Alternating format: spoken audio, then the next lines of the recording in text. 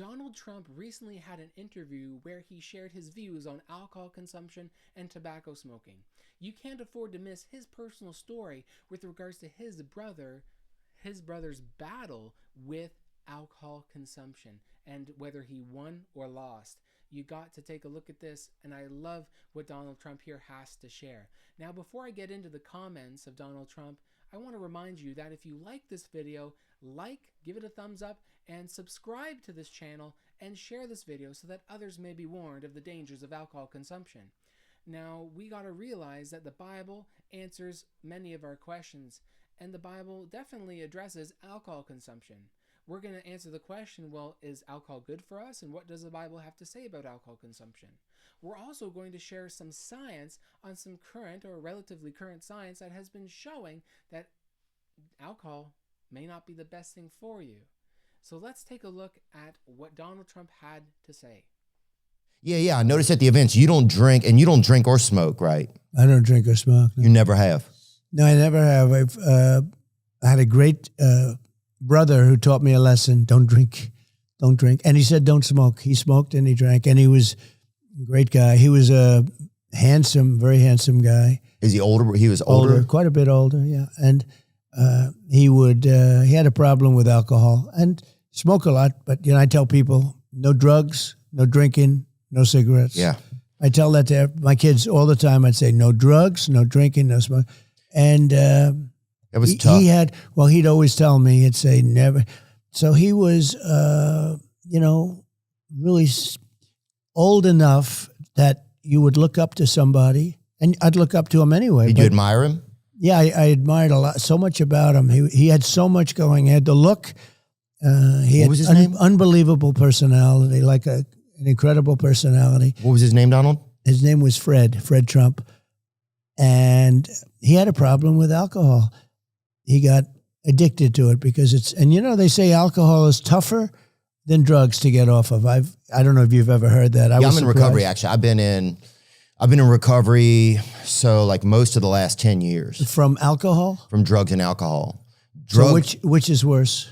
For me, drugs is the problem, but if I have a drink, then it's tougher for me to prevent myself from getting. It sets off a chain. Yeah. But which is harder to quit? I've heard alcohol is harder to quit than drugs, if that makes sense. I don't know. Oh, yeah. I mean, I can only imagine because it's probably more readily available. And it's social, and you're sitting and everyone's drinking and all. Yeah, rarely do you go to a dinner and everybody's eating Xanaxes or something, for appetizers. Right. Usually people are having like a mint julep or something a little fancier, Negroni I just learned about. Right.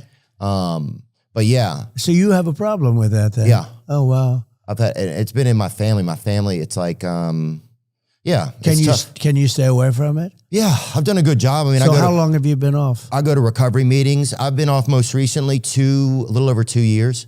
Do you ever go back on? Yeah, I've had stints where I go back on and you don't control it. It's tough. It goes downhill pretty quick. No kidding. So you think it's going to be easy. You think you're controlling it. And then you're you're doing your go-kart and racing with hookers and stuff. It gets bad. Just not to do it, right? Right. So then in the end, you're like, I have to not do it. Did you see, like, with your brother, could you see it or anything? Like, man. I was amazed because he had so much going, he had everything going.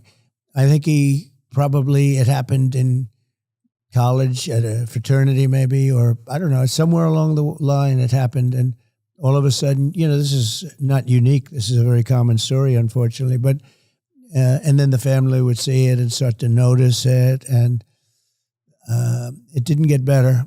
It didn't get better. I was amazed. He lived for so long in bad conditions. In terms of, I was amazed that his body could hold out. It held out, and it had bad moments. But his body was unbelievably strong that it could withstand this. Yeah, it's a body. Your body's just so resilient. Yeah. Do you remember the last time that you saw him or spent with him? I do, and I'm sorry to ask you about it. Is it all right? Yeah, no. It's the reason it's good talking about it is it might help other people. If it helps one other person, it's worth the conversation. We talk about that stuff a lot on our podcast. Yeah. A lot of our audience struggles or has struggled with alcoholism, addiction, intimacy disorders, all types of stuff, So it's like it's pretty kind of normal conversation. But The interesting thing is, and I tell people, so I never had a cigarette and I've never had a glass of alcohol. And my brother was incredible. He would tell me, because he knew he had a problem, and he'd say, don't ever drink, don't ever smoke. He'd always add smoking because he did smoke a lot, which is, not very healthy. But he'd say, don't ever drink, don't ever drink. He'd tell me every time. I said, don't ever drink, because he knew he had this addiction. And I never had a glass of alcohol. Never, ever did I have a glass of alcohol because of him. And I would say that if I did drink, I could, conceivably be the type of personality that would have, like you, that would have a problem. But I never had. And the only thing I say to people is, if too late for the people that you're talking about, but if you don't drink, you don't miss it. I mean, I don't even think about alcohol or anything. It's not a part of your world. I don't think about cigarettes. I don't think about any of that. If you don't take drugs or if you don't have alcohol, it's real easy not to drink it. Wow, I love the fact that Donald Trump says about total abstinence and how his brother, even though his brother lost the battle with alcohol, how at least his brother had said, don't touch alcohol, don't drink it. And Donald Trump saw with his own very eyes the destruction that alcohol wrought upon his dear brother's life. It is so sad, but I love the fact that Donald is trumpeting this message for many people to hear. Total abstinence. And in this view, and in this perspective, I can totally promote Donald Trump because at least he's standing for total abstinence of alcohol, no drinking. And this is something that we as Seventh-day Adventists have also been trumpeting for a long time. Total abstinence. It's even in our fundamental commitment. Commitment number 10. Take a look at this. Commitment number 10 says, I believe that my body is the temple of the Holy Spirit, and I will honor God by caring for it, avoiding the use of, and abstaining obviously, from unclean foods, abstaining from the use and manufacture or sale of alcoholic beverages, from the use, manufacture, or sale of tobacco in any of its forms for human consumption, and from the misuse of or trafficking in narcotics or other drugs. You see, as we as Seventh-day Adventists have been promoting a healthy lifestyle for a long time, we should not touch drugs. We should not touch alcohol. We should not touch tobacco. Total abstinence is key. And I love Donald Trump for promoting this important health fact. Now, what does the Bible have to say about alcohol consumption? Is there anything good in there? Is it all bad? What does the Bible have to say? When I look at the story of alcohol consumption throughout the Bible, I see its negative and deleterious effects. Let's take a look at some Bible stories. The first one, Noah. Here, Noah, in Genesis chapter 9, he basically drinks alcohol. Whether intentionally or not, he drinks alcohol. After the flood subsides, the ark is down on the ground, he begins to plant a vineyard, he has all these grapes that he's grown, and basically, whether inadvertently or purposefully, ferments these grapes into wine or alcoholic beverage. And he drinks to such an extent that he is drunk, so drunk that he is totally naked in his tent. He's uncovered. Now, the man is uncovered in his tent. In the picture that you saw, he was clothed, but in reality, in the Bible story, he's naked. Now, we know that when people drink, they often do embarrassing things, and I, for one, don't want to do embarrassing things that are foolish. And I can imagine how, when others passed by and the tent was open, that they could see Noah uncovered. Now, we don't want to do embarrassing things, which means that one of the things that would lead us to do embarrassing things would be alcohol consumption, and we should not drink alcohol in order to avoid those embarrassing circumstances. On a more serious note, there's another story which deals with alcohol consumption. Here we have the story of Nabal. Nabal, he was a wealthy man, and he benefited from David's protection, but he refused to give any food in return to David's men. When David organized his men to kill the ungrateful Nabal, his wife Abigail acted hastily on a tip received and brought provisions to David. And apologizing to her husband's foolish behavior is what she does. And so David accepts her apologies and the provisions, and she returns home. Now, when Abigail returns home, she finds Nabal is totally wasted. I mean, he's drunk. He is drunk to such an extent that Abigail's like, I'm not even going to talk to you right now because you're so wasted. I'm going to have to wait until the morning until you're all cleaned up. So eventually in the morning when he's all cleaned up, Abigail then tells him the fateful story about what was going to happen to him. And he is so shocked, his heart goes essentially stone cold. Abigail, a woman of God, ended up marrying a foolish, drunkard man, and obviously had to go through the stresses and consequences of such. Nabal, a foolish man with obviously a greedy and poor character, was one who was a drinker of alcohol. We have to be so careful, right? I find in the world today, some of the poorest characters are the ones who are always at the bottle, always drinking. Alcohol is a drug, it's addictive, and it ruins your life. And if you want a good, strong moral character opposite to Nabal, then we best avoid alcohol. There are other stories in the Bible, but to save you time, I just want to get into the New Testament now, to get into some New Testament insights. Daniel, he purposed in his heart that he would not defile himself with the portion of the king's meat, nor with the wine which he drank. You see, we ought to dare to be Daniels. There were people in the New Testament that dared to be Daniels, that avoided the wine.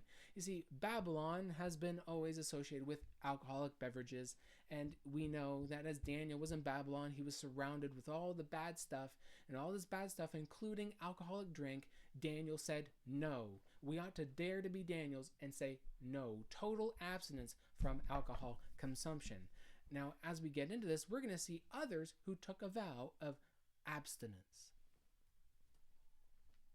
In Numbers chapter 6, verses 1 to 3, it talks about the Nazirite vow. And the Nazirites were to separate themselves for the Lord.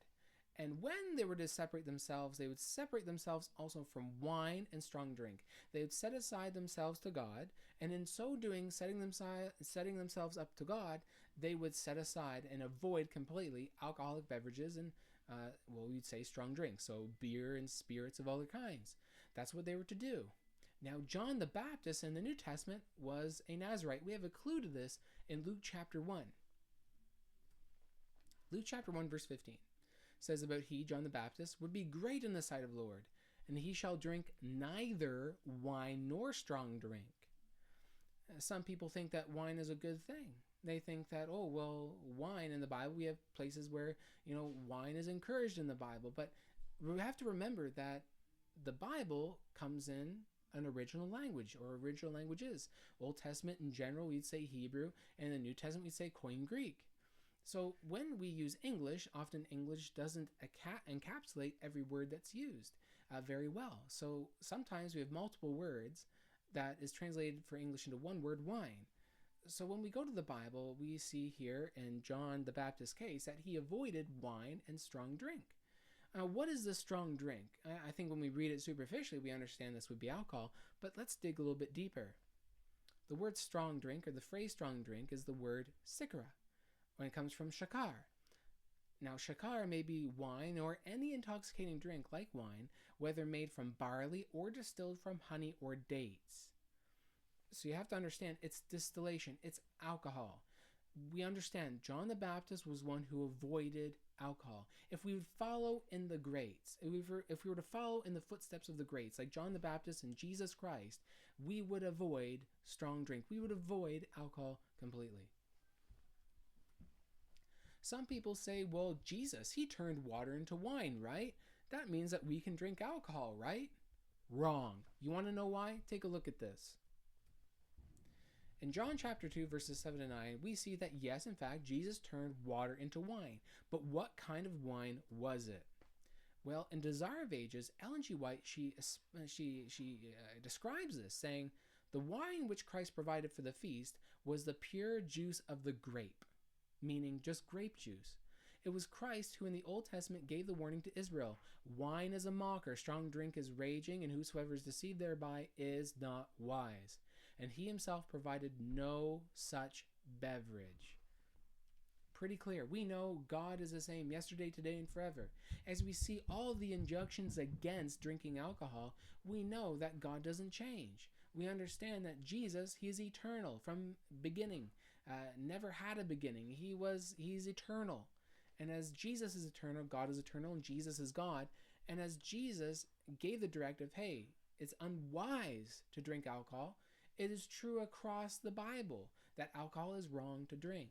As Jesus turned water into grape juice, there's nothing wrong with grape juice. It was used in the feast. So he's not giving license to drink alcoholic beverage, okay? In the science today, there's a new genetic study which confirms that alcohol is a direct cause of cancer. Worldwide, alcohol may cause around 3 million deaths each year, including over 400,000 from cancer. As much as the Bible teaches us that we should avoid alcohol, the science today is telling us the same. And I'm going to show you some very intense scientific literature that's going to just change many people's views and basically cause a whole paradigm shift if we accept the truth today. Pay attention to what's coming up shortly. Alcohol damages the mitochondrial molecules, the powerhouse of the cell, increases the production of reactive oxygen species, and contributes to the development of fetal alcohol syndrome. We know it can really damage kids. When we drink alcohol when pregnant, it can damage the fetus inside. Okay, and damages the mitochondrial molecules. It make you more tired. It robs you of energy and vitality. So these are some of the physiological effects. We know, obviously cancer, we understand it's going to lower our energy production. It's going to make us feel more tired. It's going to make us age because of those reactive oxygen species. And it's going to obviously damage our children, our unborn children, if we drink it. But here is one interesting study that I've highlighted, that I want to highlight here. And it's really important that we all take this in. Alcohol use is a leading risk factor for disease burden worldwide, and it accounts for nearly 10% of global deaths among populations aged 15 to 49. 10% of global deaths in that age group. 10%.